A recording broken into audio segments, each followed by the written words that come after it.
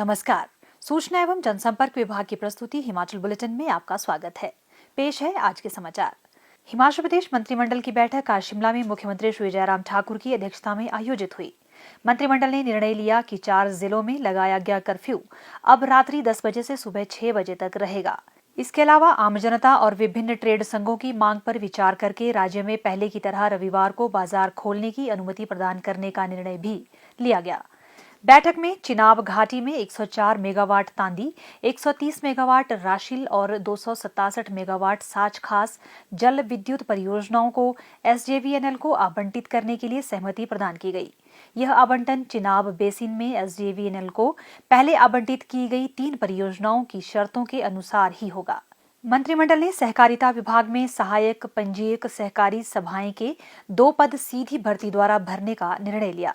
बैठक में निर्णय लिया गया कि ग्रीष्मकाल में बंद होने वाले सभी स्कूल 12 फरवरी 2021 तक बंद रहेंगे और ऑनलाइन माध्यम से पढ़ाई जारी रहेगी। मंत्रिमंडल ने निजी स्कूलों द्वारा लगाए जा रहे अत्यधिक शुल्क के मुद्दे पर भी विचार किया और संबंधित जिलों के उपायुक्तों की अध्यक्षता में उच्च शिक्षा और प्राथमिक शिक्षा के उपनिदेशकों को सदस्य के रूप में शामिल कर समिति गठित की।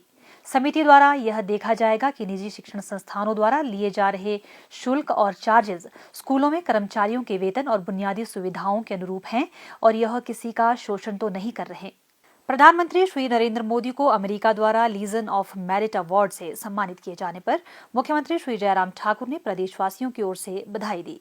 मुख्यमंत्री ने कहा कि श्री नरेंद्र मोदी के कुशल नेतृत्व में देश को विश्व भर में नई पहचान मिली है। आज शिमला में आयोजित हिमाचल प्रदेश नशा निवारण बोर्ड की पहली बैठक की अध्यक्षता मुख्यमंत्री श्री जयराम ठाकुर ने की।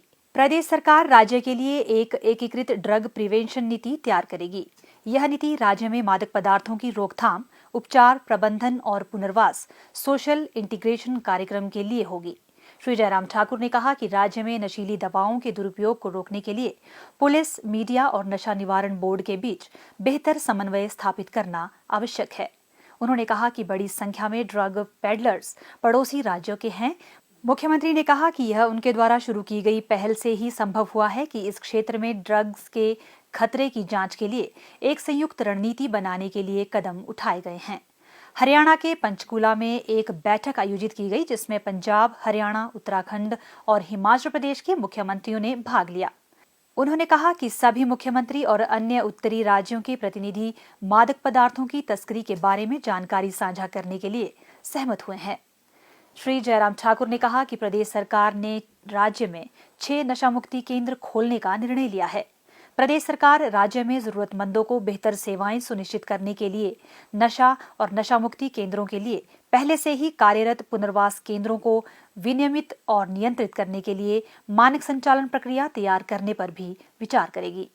मुख्यमंत्री ने कहा कि प्रदेश सरकार राज्य में ड्रग्स की समस्या से निपटने के लिए कृत संकल्प है, क्योंकि यह राज्य और देश में एक गंभीर सामाजिक समस्या है। उन्होंने कहा कि मादक पदार्थों के दुरुपयोग की जांच करने की दृष्टि से राज्य सरकार ने एक व्यापक योजना बनाई है। उन्होंने कहा कि राज्य सरकार का नशीली दवाओं के खिलाफ रणनीति का एक प्रमुख हिस्सा उन दवाओं पर ध्यान केंद्रित करता है जो मूल रूप से भांग और अफीम जैसे पौधों से प्राप्त होती है। राज्य सरकार ने उन पौधों के उन्मूलन के लिए कड़े कदम उठाए हैं जिनसे ड्रग्स का उत्पादन होता है।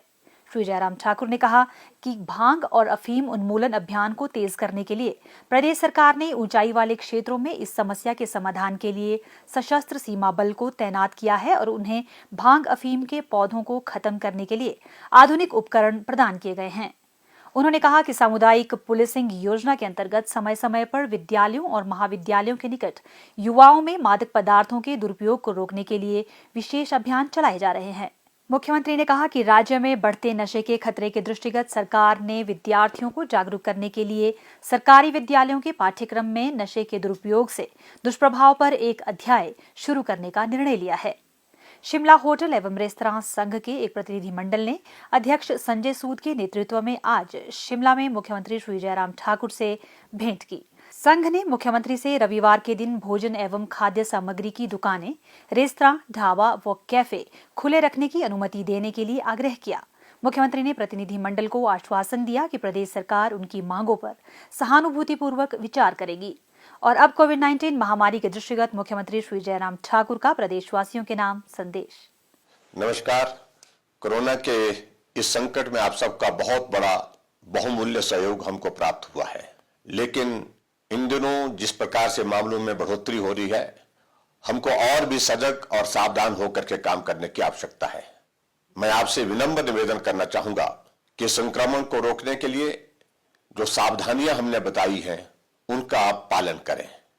सबसे पहले तो मैं यही निवेदन करना चाहूंगा कि अनावश्यक रूप से हम भीड़ वाले इलाके में जाने से परहेज करें। कहीं भी किसी भी कार्यक्रम में, चाहे वो शादी है, चाहे वो धार्मिक आयोजन है, चाहे आपके परिवार में कोई कार्यक्रम है, 50 से अधिक संख्या किसी भी सूरत में वहां नहीं होनी चाहिए। कोई भी व्यक्ति मास्क के बिना घर से बाहर ना निकले। अपने हाथ धोते रहें और सैनिटाइजर का भी इस्तेमाल करें। इसके अतिरिक्त 2 गज की दूरी बहुत ही जरूरी, जो आदरणीय प्रधानमंत्री जी के एक आग्रह है, उसका भी हम पालन करें। हम ये चाहते हैं कि आप स्वस्थ रहें, आपका परिवार स्वस्थ रहे। हिमाचल प्रदेश को कोरोना मुक्त करने के लिए आप सबके सहयोग की बहुत आवश्यकता है। आप सबका सहयोग और समर्थन हमेशा हमको मिला है। इसी विश्वास के साथ बहुत बहुत धन्यवाद। नमस्कार। प्रदेश में कोरोना संक्रमण की जांच के लिए आज 4,594 लोगों के सैंपल लिए गए, जिनमें से 1,016 लोगों की रिपोर्ट नेगेटिव पाई गई है, जबकि 3,523 लोगों की रिपोर्ट आना बाकी है। अभी तक 6,97,828 लोगों की जांच की जा चुकी है, जिनमें से 6,40,839 सैंपल की जांच नेगेटिव पाई गई है। प्रदेश में कुल 53,117 लोगों में कोरोना वायरस के संक्रमण की पुष्टि हुई है, जिनमें से 47,653 लोग इस बीमारी से ठीक हो चुके हैं और 4,537 व्यक्ति उपचाराधीन है। हिमाचल बुलेटिन देखने के लिए सब्सक्राइब करें YouTube channel DPR Himachal, follow करें ट्विटर @DPRHP, लाइक करें Facebook page information and public relations department Himachal Pradesh, visit करें वेबसाइट www.himachalpr.gov.in। इस अंक में इतना ही। कल फिर होगी मुलाकात। दीजिए इजाजत। नमस्कार।